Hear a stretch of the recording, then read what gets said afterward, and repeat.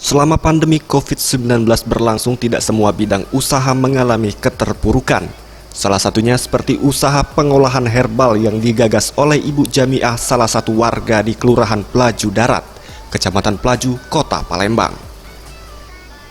Justru di tengah pandemi ini, di lahan pekarangan rumahnya yang hanya seluas 9 kali 30 meter persegi, ia membudidayakan berbagai tanaman herbal seperti tanaman sambiloto, bidara Arab, rosella, hingga binahong yang diyakini memiliki kandungan mujarab sebagai obat berbagai penyakit.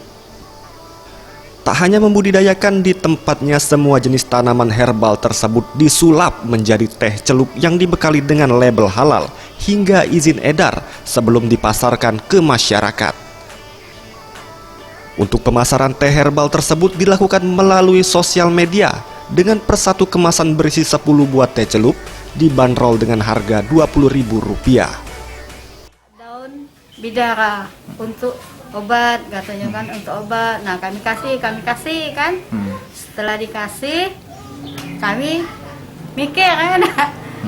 Nah, pas kita mikir itu, laju kita ini apa namanya tuh berpikir kita bikin ini apa enggak dimanfaatkan. Dengan usaha teh herbal tersebut, dirinya mengharapkan adanya bantuan modal guna mengembangkan usaha yang telah dirintisnya. Anugerah Sandi Pratama, Sriwijaya TV.